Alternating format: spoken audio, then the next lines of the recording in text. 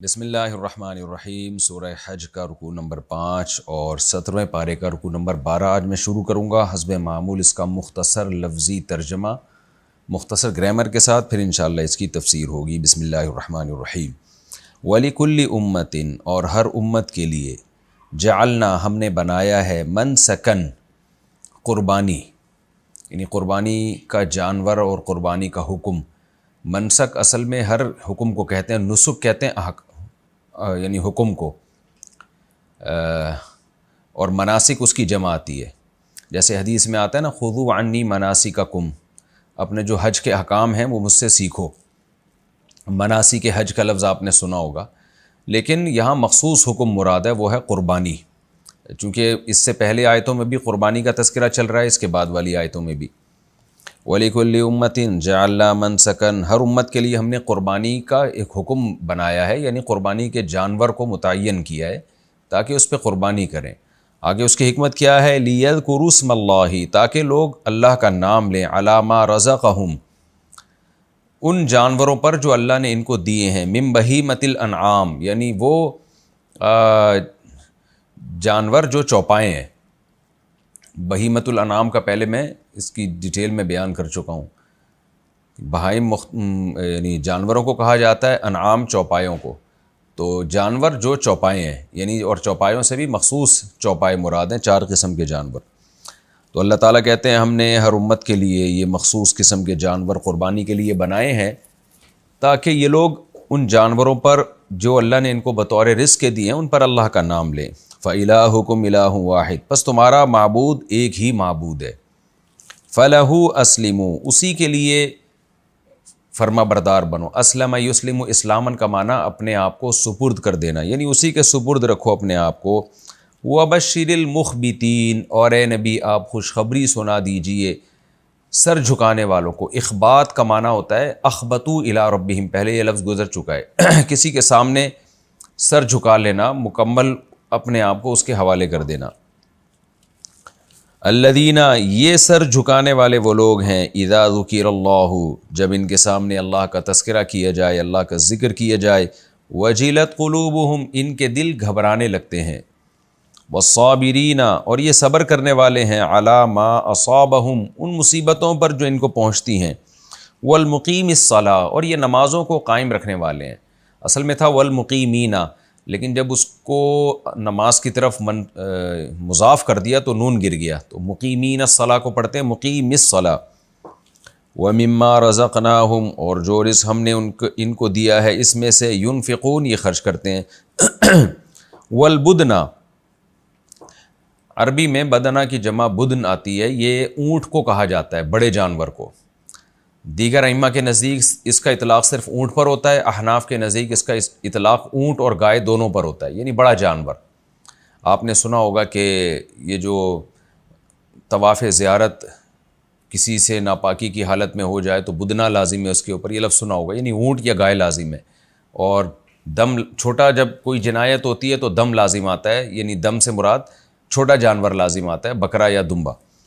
والبدن، اور جو بڑا جانور ہے، جعلناہا لکم، ہم نے بنایا ہے اس کو تمہارے لیے، من شعائر اللہ، اللہ کے شعائر میں سے۔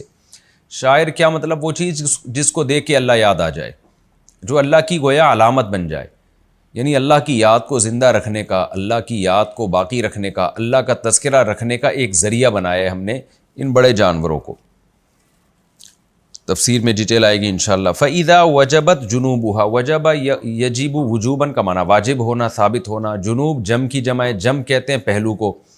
فَإِذَا وَجَبَتْ جُنُوبُهَا، اب لفظی ترجمہ تو یہ ہوگا جب اس بڑے جانور یعنی اونٹ کا پہلو ثابت ہو جائے۔ تو یہ اصل میں کنایا ہے، جب اونٹ کو آپ نہر کرتے ہیں اور وہ دھڑام سے زمین پہ گرتا ہے تو اس کا پہلو زمین پہ ثابت ہو جاتا ہے، یعنی زمین پہ گر جاتا ہے۔ تو اس کا ہم لفظی ترجمہ کریں گے جب وہ پہلو کے بل گر پڑے، اور یہ کنایا ہے موت سے، یعنی جب وہ مر جائے۔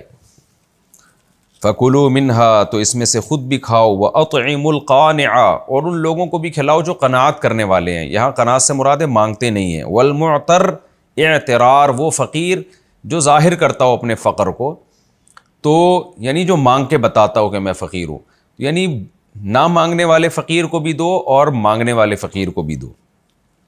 کذالک سخرناها لکم، اس طرح ہم نے اس کو مسخر کر دیا ہے تمہارے لیے، لعلکم تشکرون، تاکہ تم شکر ادا کرو۔ لن ینال اللہ لحومها، نالا ینال نیلن، نیل کسی چیز کو حاصل کرنا، کئی بار یہ لفظ آ چکا ہے، لحم گوشت کو کہتے ہیں۔ لن ینال اللہ لحومها، نہیں پہنچتا ان جانوروں کا لحم اللہ تعالیٰ کو، گوشت نہیں پہنچتا۔ ولا دماؤها، دم کی جمع دماء آتی ہے، دم خون کو کہتے ہیں، اور نہ ان جانوروں کا خون پہنچتا ہے۔ ولیکن، لیکن، ینالہ، اللہ کو پہنچتا ہے، التقوی منکم، تمہاری طرف سے جو تقوی ہے، جس تقوی کے جذبے سے تم نے قربانی کی ہے وہ جذبہ پہنچتا ہے۔ کذالک سخرھا، اس طرح سے اللہ نے ان جانوروں کو مسخر کر دیا، لکم، تمہارے لیے، لتکبروا اللہ، تاکہ تم اللہ کی بڑائی بیان کرو، علی ما ہداکم، اس راستے پر جو اللہ نے تم کو سکھایا، یعنی اس ہدایت پر جو اللہ نے تم کو دی ہے، اللہ نے جو تم کو توفیق دی ہے، اس توفیق پر تم اللہ کی کبریائی بیان کرو۔ وبشر المحسنین، اور اے نبی آپ خوشخبری سنا دیجئے اچھا عمل کرنے والوں کو۔ اچھے عمل میں اخلاص بھی داخل ہے، اس لیے بعض لوگوں نے کہا اخلاص کے ساتھ عمل کرنے والوں کو۔ ان اللہ، بے شک اللہ تعالیٰ، یدافع، دفاع کرے گا، عن الذین آمنوا، ایمان والوں کی طرف سے، یعنی مشرکین کے شر کو، ان کی آزمائشوں کو دور کرے گا۔ دفاع دفاع عن فلان کا مطلب ہوتا ہے فلاں کی طرف سے دفاع کرنا، دفاع سے نکلا، دفاع کہتے ہیں دور کرنا، اردو میں بھی کہتے ہیں نا دفاع ہو جاؤ یہاں سے، تو کسی بھی چیز کو دور کرنا۔ تو اللہ تعالیٰ مشرکین کے شر کو ایمان والوں کی طرف سے دور کرے گا۔ ان اللہ، بے شک اللہ تعالیٰ، لا یحب، پسند نہیں کرتے، کل خوان، ہر خیانت کرنے والے، کفور، اور ناشکرے کو۔ یہ مختصر رکوع تھا، اس کا مختصر لفظی ترجمہ ہو گیا۔ ہم اس کی تفسیر کی طرف آتے ہیں۔ آپ کو پتہ ہے حج کے احکام بیان ہو رہے تھے۔ پچھلے رکوع میں اللہ تعالیٰ نے قربانی کا تذکرہ کیا کہ تمہارے لیے ان چوپایوں کو ہم نے حلال کر دیا، ان پر اللہ کا نام لو، اور حج کے موقع پہ محلھا الی البیت العتیق، ان جانوروں کا جو ٹھکانہ ہے وہ بیت اللہ ہے، یعنی حرم ہے، تو حدود حرم میں ان کو پہنچاؤ، وہاں پر اللہ کے نام پہ ان کو ذبح کرو۔ اور اب اس پر اشکالات ہوتے ہیں۔ ظاہر ہے جانور کا ذبح کرنا بقرعید میں ہو یا حج میں ہو یا عمرے میں ہو، یہ ایک ایسا خلاف قیاس حکم ہے۔ غیر مسلمین اکثر اس پہ اعتراض کرتے ہیں، ان جانوروں کا کیا قصور ہے کہ آپ ان کو کاٹ رہے ہو؟ تو اللہ تعالیٰ اس حکمت کا جواب دیتے ہیں، اس کی حکمت بیان کرتے ہیں، سوال کا جواب دیتے ہیں۔ وَلِكُلِّ أُمَّةٍ جَعَلْنَا مَنْسَكًا، ہر امت کے لیے ہم نے یہ قربانی کے جانوروں کو، یہ جو قربانی کا حکم ہے ہر امت کے لیے بنایا ہے۔ جتنے بھی آسمانی مذاہب ہیں، تمام آسمانی مذاہب میں یہ کامن ہے، یہ کوئی اسلام کوئی جدید چیز نہیں لے کر آیا۔ یہودیت میں بھی قربانی تھی، عیسائیت میں بھی قربانی تھی، یہودی سے پہلے جو مذاہب تھے ان میں بھی، جو آسمانی مذاہب تھے ان میں بھی آدم علیہ السلام کے زمانے سے ہے یہ قربانی۔ تو کیوں ہے بھائی، اس میں کیا حکمت ہے؟ لِيَذْكُرُوا اسْمَ اللَّهِ عَلَى مَا رَزَقَهُمْ، تاکہ لوگ ان جانوروں پہ اللہ کا نام لیں جو اللہ نے ان کو بطور رزق دیا ہے، یعنی ان چوپایوں پر بھی، بہیمۃ الانعام، وہ جانور جو چوپائے ہیں ان پر اللہ کا نام لیں تو اللہ کی یاد تازہ ہوگی۔ دیکھیے یعنی قرآن نے تو ایک اجمالی بات کی ہے نا، اس کا حاصل یہ ہے کہ یہ جو جانور ہیں یہ بنائے کس نے؟ اللہ نے بنائے ہیں۔ یہ جو ملحد لوگ ہیں نا، جو خدا کو مانتے ہی نہیں ہیں، یہ اکثر اسلام پہ اعتراض کرتے ہیں کہ ان معصوم جانوروں کو کیوں کاٹا جا رہا ہے۔ حالانکہ سوال ان سے بنتا ہے، سوال یہ بنتا ہے کہ جتنا آپ کو دنیا میں زندہ رہنے کا حق ہے عقلی لحاظ سے دیکھا جائے تو جانوروں کو بھی اتنا ہی حق ہے دنیا میں زندہ رہنے کا۔ تو سوال آپ سے ہے کہ آپ گوشت کھانے کے لیے بھی جانور کو کیوں کاٹتے ہیں؟ نہیں، آپ کے لیے تو جانور کاٹنا لیگل ہونا ہی نہیں چاہیے نا، اس کو بھی اتنا زندہ رہنے کا حق ہے جتنا آپ کو ہے۔ اگر آپ یہ کہتے ہیں کہ جنگل میں بڑے جانور چھوٹے جانور کو کھا جاتے ہیں تو ہم بھی کھا جائیں گے، تو بھائی جانوروں میں تو اللہ نے عقل نہیں دی ہے نا، اس لیے وہ ظلم کرتے ہیں۔ انسان کے پاس تو کھانے کے 20 طریقے ہیں۔ جو ویجیٹیرین ہیں، جو سبزی کھانے والے لوگ ہیں، کیا وہ زندہ نہیں رہتے؟ ان کی تو عمریں 100 سال ہوتی ہیں، 90 سال ہوتے ہیں، آپ ہندوؤں میں دیکھ لیں۔ تو آپ گوشت کس بیس پہ کھاتے ہیں؟ تو عقل کے لحاظ سے اگر فیصلہ کیا جائے نا تو گوشت کھانے کے لیے بھی جانور کاٹنے کی انسان کو اجازت نہیں ہونی چاہیے، کہ بھئی آپ اپنی بہت زیادہ آپ عقل کو استعمال کریں تو اس کی گنجائش ہونی چاہیے کہ کوئی انسان بھوک سے مر رہا ہو تو وہ اپنی جان بچانے کے لیے جانور کو مار دے. بہت زیادہ آپ تعویلات اگر کریں نا تو کہ بھئی انسان کیونکہ زیادہ ذہین ہے اور سمجھدار ہے تو وہ جانور کی جان لے سکتا ہے اپنی جان بچانے کے لیے. بہت زیادہ آپ تعویلات کریں، ورنہ تو اصل اصول کے لحاظ سے یہ بھی غلط ہے کہ انسان ذہین ہونے سے کیا ہے. بھئی وہ بھی اتفاق سے پیدا ہوا، گدھے گھوڑے بھی، آپ بھی اتفاق سے پیدا ہو گئے. نظریہ ارتقاء کا کہ آپ نتیجے ہو تو سب اتفاق ہے. تو آپ کو جب ایک عقل ملی ہوئی ہے تو آپ اپنی جان بچانے کے لیے دوسرے کو کیوں مار رہے ہو؟ جیسے ایک انسان اپنی جان بچانے کے لیے دوسرے انسان کو نہیں مار سکتا اس لیے کہ دونوں کو زندہ رہنے کا برابر کا حق ہے، تو یہی اصول اپلائی ہوتا ہے انسان اور جانوروں پر بھی. انسان اپنی جان بچانے کے لیے اسی اصول کے تحت جانور کو بھی نہیں مار سکتا کیونکہ دونوں کو زندہ رہنے کا برابر حق ہے. لیکن ہم پھر بھی تعویل کر لیتے ہیں، ہم کہتے ہیں چلو جی جب دونوں کی موت پہ بنے گی تو پھر انسان کو فضیلت ہے کہ وہ زندہ رہے اور جانور کو مار لے. لیکن زبان کے چٹخارے کے لیے اور کباب برگر کھانے کے لیے پھر مارنا کہاں سے حلال ہو گیا؟ کروڑوں کا بزنس کرنے کے لیے جو میکڈونلڈ والے کر رہے ہیں اور دوسرے KFC کے برگر کی جو کمپنیاں ہیں وہ لوگ کر رہے ہیں، ان کے لیے کہاں سے حلال ہو گیا؟ تو اصولی طور پر عقل سے اگر آپ دیکھتے ہیں تو جانور کاٹنا جائز ہونا ہی نہیں چاہیے، ظلم ہے یہ. ہم کیوں کاٹتے ہیں؟ اس لیے کہ ہم قرآن پر ایمان رکھتے ہیں اور ہمارا یہ عقیدہ ہے کہ خدا کی یہ کائنات ہے، خدا جو چاہے اس میں حکم دے سکتا ہے. تو خدا نے ہمیں اجازت دی ہے کہ ان جانوروں کو کاٹ سکتے ہو اور ان کو میں نے تمہارے لیے بنایا ہے. تو جب اس اللہ نے اجازت دی ہے تو اس کی ملکیت میں ہیں یہ سب چیزیں. اب اگر ہم اس کی پرمیشن سے کاٹیں گے تو یہ ظلم نہیں ہوگا. اب یہ ظلم نہیں ہوگا کیونکہ جس نے بنایا ہے وہ ویسے بھی تو موت دے سکتا ہے نا، وہ تو صبح شام زندگی بھی دیتا ہے، موت بھی دیتا ہے. تو اس نے ہمارے ہاتھوں کہہ دیا کہ تم ذبح کرو اس کو، تمہارے ہاتھوں اس کی موت ہے اور تمہارے فائدے کے لیے میں کہہ رہا ہوں. تو جو اسلام کو، یہودیت کو یا عیسائیت کو فالو کرتے ہیں ان کے پاس تو ایک دلیل ہے کہ خدا نے ہمیں آسمانی کتابوں میں اجازت دی اور ہمارا ایمان ہے کہ یہ خدا کی نازل کردہ کتاب ہے اور اس پر ہمارے پاس دلائل ہے. تو اب جب یہ فلسفہ آپ کی سمجھ میں آئے گا نا تو پھر یہ بات خود بخود سمجھ میں آئے گی کہ پھر اللہ جیسے انسانوں کی خوراک کے لیے ان کو اجازت دیتا ہے ان جانوروں کو کاٹ سکتے ہو، اللہ اپنی یاد تازہ رکھنے کے لیے بھی آرڈر دے سکتا ہے کہ تم قربانی دو، ان جانوروں کو کاٹو، یہ بتانے کے لیے کہ جب خدا حکم دے گا تو ہمیں گوشت کی ضرورت نہ بھی ہو ہم پھر بھی کاٹیں گے ان کو، اس لیے کہ ہم اللہ کے حکم کے سامنے اپنے سر کو جھکانے والے لوگ ہیں. وبشر المخبتین میں یہی اشارہ ہے، آگے آ رہا ہے کہ جو سر کو جھکاتے ہیں ان کو خوشخبری سنا دیں. اور اس کی سب سے بڑی دلیل اس کی یعنی مثال اس فلسفے کو سمجھانے کی وہ یہ ہے کہ جانوروں کا تو قصور نہیں ہوتا، لیکن اسماعیل علیہ السلام کا کیا قصور تھا؟ اللہ نے ابراہیم علیہ السلام کو حکم دیا کہ اپنے بیٹے اسماعیل کو حرم میں لے جا کے کاٹ دیں، آپ ذبح کر دیں. جو لبرل لوگ ہیں جو خدا کو نہیں مانتے ان کے نزدیک تو 100% ظلم ہے یہ کہ باپ اپنے 7 سال کے معصوم بچے کو ذبح کر رہے اپنے ہاتھوں سے. لیکن ابراہیم علیہ السلام کا یہی عمل ان کے خلیل اللہ ہونے کا ذریعہ بن گیا کہ اپنے بیٹے کو اپنے ہاتھ سے ذبح کرنے کے لیے لے گئے. وجہ کیا ہے بھائی؟ ایک انسان جب کسی انسان کو حکم دیتا ہے کہ اس بچے کو کاٹ ڈالو تو آپ کے لیے اجازت نہیں ہے. ریاست اگر آپ کو حکم دے گی اس بچے کو کاٹ ڈالو، آپ کے لیے اجازت نہیں ہے اس کی. لیکن جب خدا حکم دے گا تو خدا کے آگے کچھ بھی نہیں ہے، وہ ویسے بھی تو مار سکتا ہے نا اس بچے کو.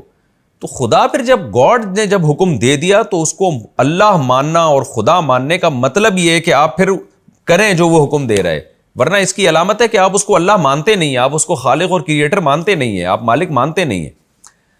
اسی وجہ سے قربانی کے بارے میں صحابہ نے جب پوچھا یا رسول اللہ یہ قربانی کیا ہے تو آپ صلی اللہ علیہ وسلم نے فرمایا سنت ابیکم ابراہیم، یہ تمہارے باپ ابراہیم کی سنت ہے.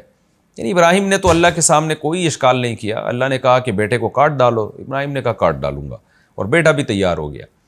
تو اسی کو یاد تازہ کرانے کے لیے جانوروں کو ذبح کیا جاتا ہے کہ ہمیں ان پہ بھی ترس آتا ہے. ہمارا دل نہیں کرتا ان جانوروں کے گلے پہ چھری چلائیں، ہمارا دل نہیں کرتا اس کو نہر کریں. ابھی ایک صاحب آئے، اونٹ پالا ہوا تھا، ان کو اتنی محبت ہو گئی، کہتے ہیں جس دن میں قربانی والے دن اس کو ذبح کر رہا تھا، نہر کر رہا تھا، میں نے کہا اللہ اگر تیرا حکم نہ ہوتا میں اس کو کبھی نہر نہ کرتا. تو نے مجھ سے قربانی مانگی ہے کہ اپنی محبوب چیز اور اللہ کا حکم، تو اللہ کا حکم زیادہ محبوب ہے، یہ مخلوق زیادہ محبوب ہے.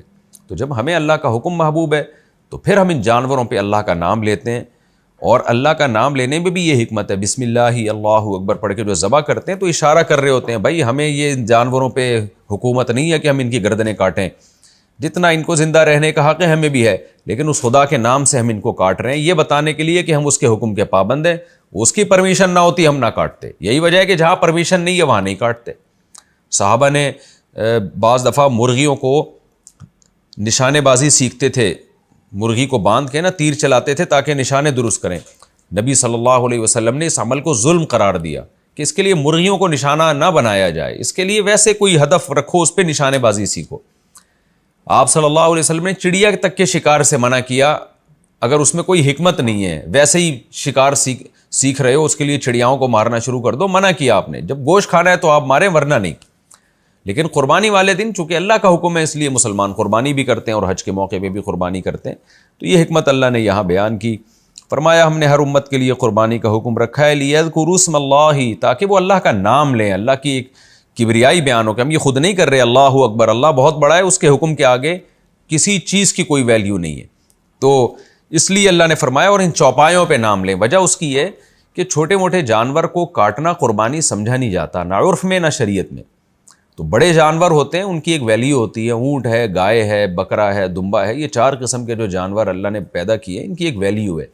پھر ان میں قربانی کا عنصر زیادہ ہے، اس لیے کہ دنیا میں سب سے زیادہ ان کا گوشت کھایا جاتا ہے، سب سے زیادہ، اور سب سے زیادہ پروٹین بھی ان کے گوشت میں ہے، اور سب سے زیادہ لذت بھی ان 4 جانوروں کے گوشت میں ہے۔ تو اس لیے اللہ نے یہ 4 جانور جو پوری دنیا میں بہت زیادہ کھائے جاتے ہیں، ان کے کاٹنے کا حکم دیا، کیونکہ اس میں قربانی کا عنصر زیادہ ہے۔ وہ چیز جو دنیا میں سب سے زیادہ کھائی جاتی ہے، آپ اسی کو کاٹنا شروع کر دو تو ایک عقل کہتی ہے بھئی آپ کیا کر رہے ہو، تو پھر عقل کہتی ہے بھئی ہم خود نہیں کر رہے، یہ خدا کا حکم ہے۔ اور اللہ نے بھی دیکھیں اپنے حکم کو پورا کرنے کی برکت کیسی رکھی ہے۔ عقل تو یہ کہتی ہے کہ جب آپ اللہ کے نام پہ کروڑوں جانوروں کو ایک دن میں کاٹ ڈالو گے اور پورے سال بھی وہ کٹتے ہیں تو ان کی تو نسل ختم ہو جانی چاہیے، لیکن اللہ نے بتا دیا کہ میرے حکم پر عمل کرتے ہو تو سب سے زیادہ برکت انہی کی نسلوں میں ہوگی۔ تو یہ بھی ایک ملحد اور لبرل لوگوں کے لیے ایک نشان عبرت ہے کہ جب خدا کے حکم کو پورا کرنے کے لیے کوئی کام کیا جاتا ہے تو اس میں خیر اور برکت ہوتی ہے۔ آگے اللہ تعالیٰ فرماتے ہیں فَإِلَٰهُكُمْ إِلَٰهٌ وَاحِدٌ، بس تمہارا معبود ایک معبود ہے۔ کیا مطلب؟ اس کے آگے کسی کی نہیں چلے گی، اس نے حکم دے دیا جانور ذبح کرو، کرنا ہے، اور صرف اسی کے لیے ذبح ہوگا، بتوں کے نام پہ، مزاروں کے نام پہ ذبح نہیں ہوگا۔ مشرکین بتوں کا قرب حاصل کرنے کے لیے جانوروں کو بھیٹ چڑھایا کرتے تھے، تو اللہ نے کہا یہ جانور صرف اللہ کے لیے ہوگا۔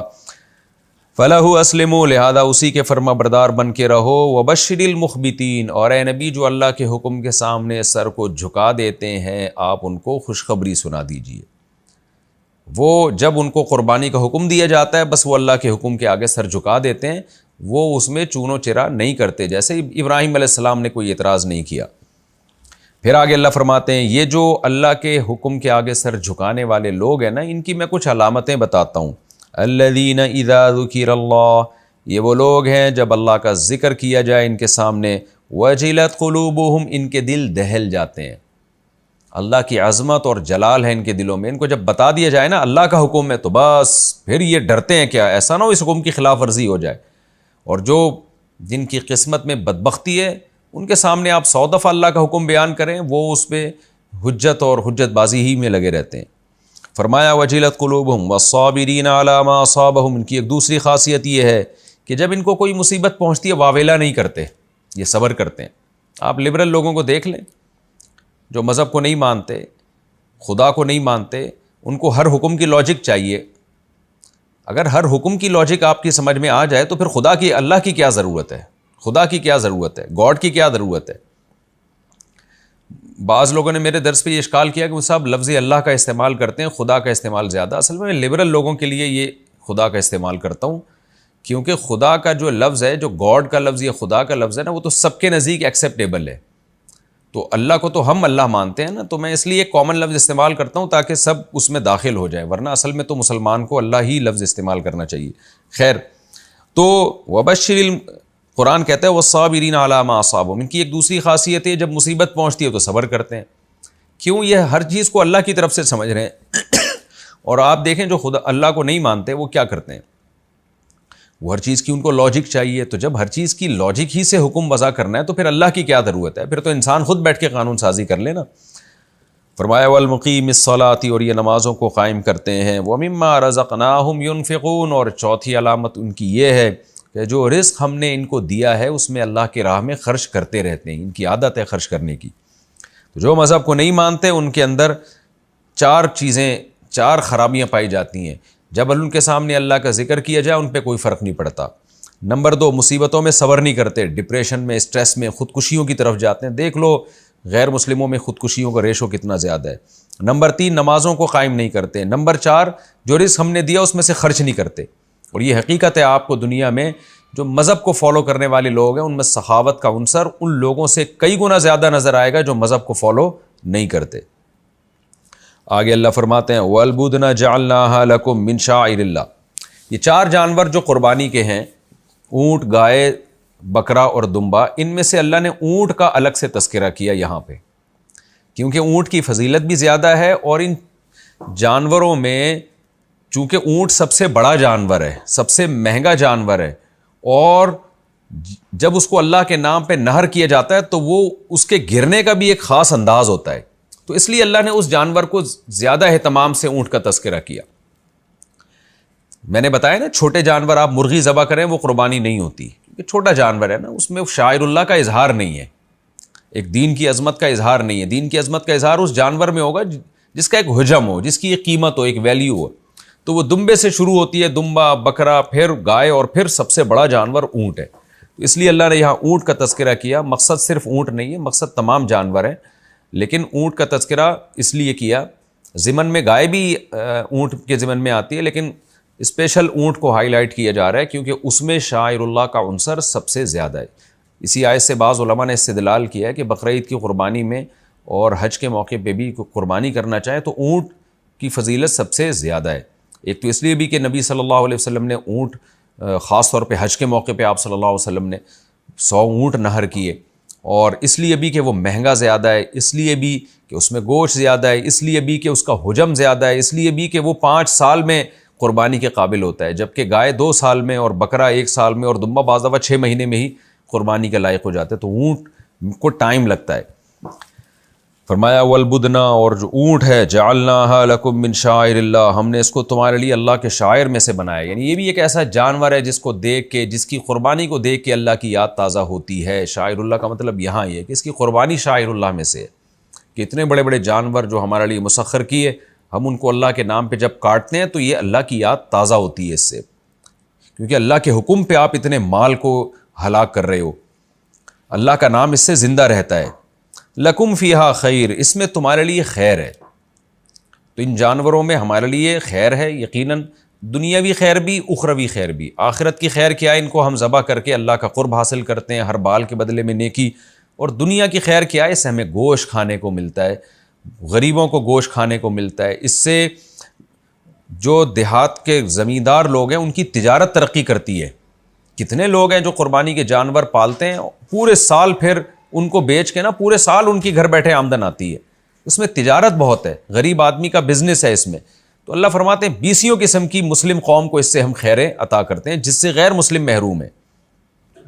فَاذْكُرُوا اسْمَ اللَّهِ عَلَيْهَا، پس اللہ کا نام لو اس بدنا پہ، صواف، صافۃن کی جمع ہے، صف کہتے ہیں صف بستہ بنا کے کھڑے ہونا، تو یہاں مراد ہے کھڑے ہونا، یعنی اس حال میں ان پر تم اللہ کا نام لو کہ یہ کھڑے ہوئے ہوں۔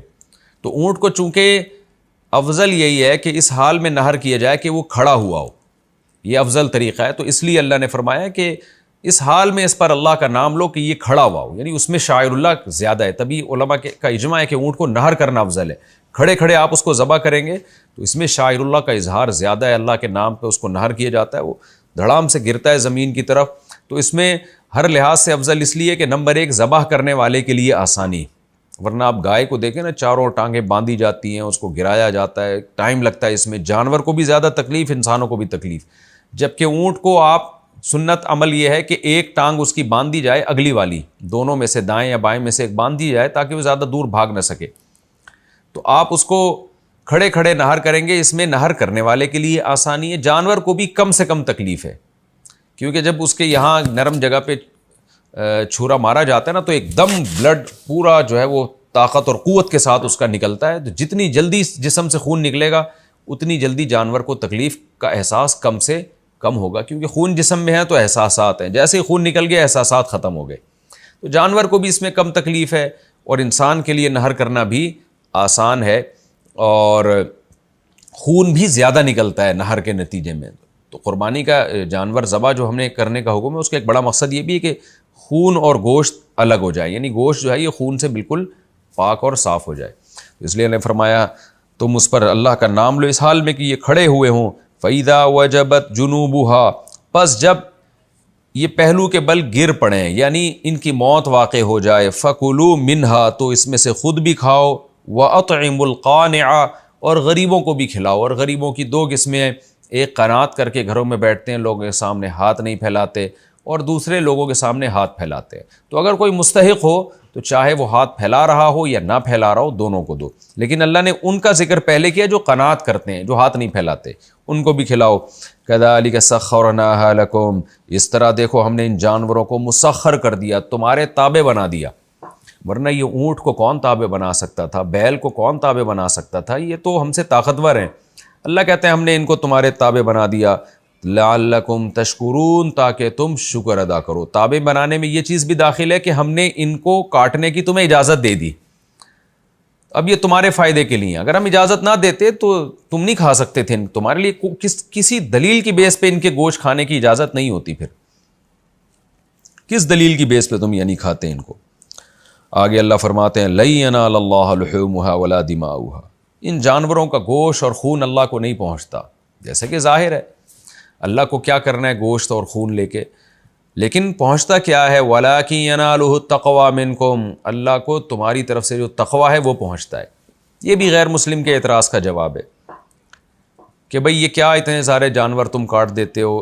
اس کی مثال دیکھیں ایسے ہے جیسے آپ نے اپنے خون پسینے کی کمائی سے ایک چھوٹا سا گفٹ تیار کیا اور بادشاہ کے پاس لے گئے آپ، بادشاہ کی نظر میں اس گفٹ کی 2 ٹکے کی ویلیو نہیں ہے، وہ کروڑ پتی ہے، اس کے پاس بہت پیسہ ہے، لیکن آپ نے سارا دن محنت کر کے کچھ گفٹ تیار کر کے بادشاہ کے پاس لے گئے، تو بادشاہ اگر قدردان ہوگا تو وہ آپ کے گفٹ کو سر آنکھوں سے لگائے گا، آپ کے گفٹ کا بوسہ لے گا، اس کے بعد کہے گا بھائی میری نظر میں اس گفٹ کی کوئی ویلیو نہیں ہے، تمہارے جذبے کی ویلیو ہے، میرے پاس اس سے زیادہ اللہ کا دیا بہت کچھ ہے، لیکن میں تمہارے جذبے کی قدر کر کے اس کو قبول کرتا ہوں۔ تو بالکل یہی انداز اللہ کا ہے۔ اللہ کہتے ہیں ہم نے ان جانوروں کے گوشت اور خون کا کیا کرنا ہے، اللہ رزاق ہے، وہ تمہیں ہر طرح سے کھلا سکتا ہے، لیکن تمہارا جو جذبہ ہے کہ خدا نے تمہیں حکم دیا کہ کرو یہ کام اور تم کر بیٹھے، تم نے اس میں تکبر نہیں کیا کہ یہ کیسا حکم ہے۔ جیسے لبرل لوگ کر رہے ہوتے ہیں، اتنے پیسے کسی جہیز میں کسی غریب کی شادی کرا دو، کسی کے جہیز دے دو، اتنے پیسے یتیم خانے میں دے دو،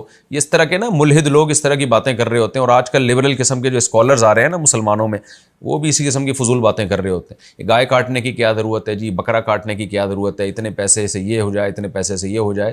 تو اللہ کہتے ہیں یہ وہ لوگ قربانی نہیں کر رہے فضول باتیں کر کے، لیکن تمہارا جو جذبہ تھا تقوی اللہ کا خوف، جو حکم دیا خدا نے تم نے اس کی تعمیل کی، یہ جذبہ اللہ کے پاس تمہارا پہنچتا ہے۔ کذالک سخرھا لکم، اس طرح سے اللہ نے ان جانوروں کو تمہارے لیے مسخر کر دیا، لتکبروا اللہ علی ما ہداکم، تاکہ اللہ نے جو تمہیں توفیق دی ہے، ہدایت دی ہے صحیح بات کی، تم اس پہ اللہ کی کبریائی بیان کرو۔ یہ بھی کتنی بڑی بات ہے، یعنی یہ بھی اللہ کا فضل ہے کہ تمہیں اللہ نے قربانی کا حکم دیا، تم نے کر لی، تو اس پہ بھی اللہ کا شکر ادا کرو، کیونکہ بہت سے لوگوں کو حکم دیتا ہے وہ حجت بازی کرتے ہیں کہ کیوں غریب کی شادی اور یتیم خانہ اور فلانا اور ڈمکانا، ایسی باتیں کر کے ان کو توفیق نہیں ملتی۔ تو اللہ نے تمہیں اپنی اطاعت کی توفیق دے دی، جیسے ابراہیم علیہ السلام کو اللہ نے توفیق دے دی تھی، انہوں نے اسماعیل کو ذبح کرنے کے لیے لٹا دیا، تو تمہیں بھی اللہ نے توفیق دے دی، اس پہ اللہ کی کبریائی بیان کرو۔ وبشر المحسنین، اور اے نبی آپ اچھا عمل کرنے والوں کو خوشخبری سنا دیجئے۔ ان اللہ یدافع عن الذین آمنوا، اب آپ کو پتہ ہے یہ تو حج کے متعلق احکام تھے اور قربانی سے متعلق احکام تھے، پہلے تو اصل میں حج کے قربانی کا تذکرہ آیا، پھر اللہ نے علی الاطلاق جانور کی قربانی کا ذکر کر دیا کہ حج میں جو جانور تم ذبح کرتے ہو اس میں بھی حکمت ہے، اور والبدن جعلناها لکم من شعائر اللہ، اور علی الاطلاق جو قربانی کے جانور ہیں جن میں خاص طور پر اونٹ ہم نے شاعر اللہ میں سے بنایا ہے، تو اس میں حج والی قربانی بھی آ گئی، اور جتنے جانور اللہ کے نام پہ جب بھی قربان ہوتے ہیں، ظاہر ہے حج ہی کے موقع پہ، حج اور بقرعید ہی کے موقع پہ قربان ہوتے ہیں، تو یہ تمام قربانیوں کا تذکرہ اور اس کی حکمت اللہ نے بیان کر دی۔ اب قرآن کا جو اصل مضمون تھا، اللہ اس مضمون کی طرف دوبارہ آتے ہیں۔ وہ مضمون یہی تھا کہ رسول اللہ صلی اللہ علیہ وسلم مشرکین مکہ کو توحید کی دعوت دیتے تھے، اور یہ جو حج کی بات آئی بیچ میں، کیونکہ صلح حدیبیہ کے حکام چل رہے تھے، انہوں نے حج سے روکا تھا، مشرکین مکہ نے نبی صلی اللہ علیہ وسلم کو حج سے نہیں عمرہ کرنے سے روکا تھا، تو عمرے کی بات آئی، پھر اس کے ضمن میں اللہ تعالیٰ نے حج کے حکام بیان کر دیے۔ اب چونکہ حدیبیہ میں مسلمان محصور ہو گئے تھے اور بند ہو گئے تھے، تو بیت اللہ آنے سے روک دیا، بیت اللہ کی اللہ نے عظمت بیان کی۔ اب دوبارہ اسی اصل مضمون کی طرف اللہ تعالیٰ لوٹتے ہیں کہ جو مشرکین کی شرارتیں ہیں، یہ اللہ تعالیٰ ان شرارتوں کا دفعیہ کر دے گا، اہل ایمان کو اللہ تعالیٰ اہل ایمان کی مدد کرے گا۔ وہ مدد کی بات اور جو مسلمانوں کو تسلی کی بات ان آیات سے شروع ہو رہی ہے۔ پھر اگلے رکوع میں جہاد کا تذکرہ ہے، جب اگلا رکوع شروع ہوگا تو انشاءاللہ پھر اس کے ضمن میں بتاؤں گا۔ ان اللہ یدافع عن الذین آمنوا، اللہ تعالیٰ ایمان والوں کی طرف سے دفاع کرے گا، مشرکین کے شر کو اللہ دور کرے گا، اہل ایمان کو تسلی دی جا رہی ہے۔ کیسے کرے گا؟ اگلی آیات میں آتا ہے وہ، ان اللہ لا يحب كل خوان کفور، اللہ خیانت کرنے والوں اور ناشکروں کو پسند نہیں کرتا۔ یہ مشرکین خیانت بھی کرتے ہیں، کیونکہ معاہدہ توڑ دینا یہ بھی خیانت ہے، صلح حدیبیہ کا معاہدہ بھی انہوں نے توڑ دیا تھا، اور ناشکرے بھی ہیں۔ تو اللہ تعالیٰ ان لوگوں کو پسند نہیں کرتا، جو یہ بہت بڑی ناشکری ہے نا کہ آپ ایک خدا پر ایمان نہ رکھیں۔ تو اللہ اہل اسلام کا ساتھ دے گا، جو کافر ناشکرہ ہے اللہ اس کا ساتھ نہیں دے گا۔ تو یہ مسلمانوں کو اللہ نے تسلی دی ہے۔ یہ ہمارا رکوع الحمدللہ کمپلیٹ ہوا۔ اب میں اگلے رکوع کی طرف چلتا ہوں۔ حسب معمول اس رکوع کا بھی مختصر لفظی ترجمہ، مختصر گرامر کے ساتھ، پھر انشاءاللہ اس کی تفسیر ہوگی۔ وقت ہمارا تھوڑا ہے تو میرا خیال ہے کہ صرف اس کا ترجمہ ہی ہو سکے گا۔ اذین للذین یقاتلون، اذین اجازت دے دی گئی ہے، یعنی رکوع نمبر سورہ حج کا رکوع نمبر 6 اور 17ویں پارے کا رکوع نمبر 13 میں اب شروع کر رہا ہوں۔ اذین للذین یقاتلون، اجازت دے دی گئی ہے، اذین یأذن کا معنی اجازت دینا، اذین اجازت دے دی گئی، پیسو وائس، للذین ان لوگوں کو، یقاتلون جن سے قتال کیا گیا، یعنی مسلمانوں سے مشرکین نے قتال کیا نا، تو ان مسلمانوں کو اجازت دے دی گئی ہے، بِأَنَّهُمْ ظُلِمُوا، بسبب اس بات کے کہ ان پر ظلم کیا گیا ہے، یعنی مسلمانوں کو اجازت دے دی گئی ہے۔ کس چیز کی اجازت دے دی گئی ہے؟ یہ چونکہ واضح تھا اس لیے بیان نہیں کیا گیا، یعنی ان کو بھی قتال کی اجازت دے دی گئی ہے۔ تو اذن للذین یقاتلون، ان لوگوں کو اجازت دے دی گئی ہے جن سے قتال کیا جا رہا ہے، یعنی مشرکین ان پر حملے کر رہے ہیں، تو ان مسلمانوں کو بھی اجازت دے دی گئی ہے کس چیز کی؟ قتال کی، للقتال، یہ یہاں محذوف ہے۔ کیوں اجازت دے دی گئی ہے؟ بِأَنَّهُمْ ظُلِمُوا، بسبب اس بات کے کہ ان پہ ظلم کیا گیا ہے۔ وَإِنَّ اللَّهَ عَلَىٰ نَصْرِهِمْ لَقَدِيرٌ، اور بے شک اللہ ان کی مدد پر قدرت رکھتا ہے، یعنی اللہ نے بتا دیا کہ اللہ ایمان والوں کی قتال کی اجازت دے دی اور مدد بھی کرے گا۔ الذین، یہ وہ ایمان والے لوگ ہیں جن کو قتال کی اجازت دی جا رہی ہے، اخرجوا من دیارہم، جن کو اپنے گھروں سے نکالا گیا ہے، بغیر حق، بغیر حق کے، یعنی ناحق نکالا گیا ہے، الا ان یقولوا، سوائے اس بات کے کہ یہ کہا کرتے تھے ربنا اللہ، کہ ہمارا رب اللہ ہے، یعنی صرف اس بات پہ ان کو نکالا گیا ہے۔ ولولا دفع اللہ الناس بعضهم ببعض، اور اگر اللہ کا، ولولا کا معنی کیا ہوتا ہے؟ یہ بات نہ ہوتی، اگر یہ بات نہ ہوتی، کیا بات نہ ہوتی؟ دفع اللہ الناس، کہ اللہ تعالیٰ دفع کرتا لوگوں کو، بعضهم ببعض، ان میں سے بعض کو بعض کے ذریعے، یعنی اگر یہ بات نہ ہوتی کہ اللہ بعض کو بعض کے ذریعے دفع کرتا، دفع کرنے سے مراد ہے لڑائی کے ذریعے، یعنی اللہ جب لوگوں کو اجازت دیتا ہے قتال کی، تو گویا اللہ ایک قوم کی تلوار کو دوسرے کی تلوار کے ذریعے دفع کرتا ہے، یعنی لڑوا کے اللہ ایک قوم کے شر کو ختم کرواتا ہے۔ تو یہ بات اگر نہ ہوتی تو پھر نتیجہ کیا نکلتا؟ لہدم الصوامع، برباد کر دیے جاتے عیسائیوں کے گرجا گھر۔ صومعہ کہتے ہیں جو راہب لوگ ہوا کرتے تھے نا، عبادت گزار، جو عبادت خانہ بنائے کرتے تھے جس میں بیٹھ کے اللہ اللہ کرتے تھے، اس کو صومعہ، جس کی جمع صوامع، اور بیعہ کی جمع، بیعہ چرچ کو کہتے ہیں جو عام عبادت گاہ ہوتی ہے عیسائیوں کی۔ صلوات، یہ یہودیوں کا عبادت گاہ، اس کو عربی میں صلوات کہا جاتا ہے، اور مساجد مسلمانوں کی مسجدیں۔ تو اللہ تعالیٰ فرماتے ہیں، اب ترجمہ دیں، ہدمت کا معنی ہدم، ہدم کہتے ہیں نا گرا دینا، اور حدم یحدب کا معنی اور زیادہ مضبوطی سے گرا دینا، ہدمت تباہ و برباد کر دیا جانا، ہدمت یعنی پیسو وائس ہے، فعل مجہول ہے۔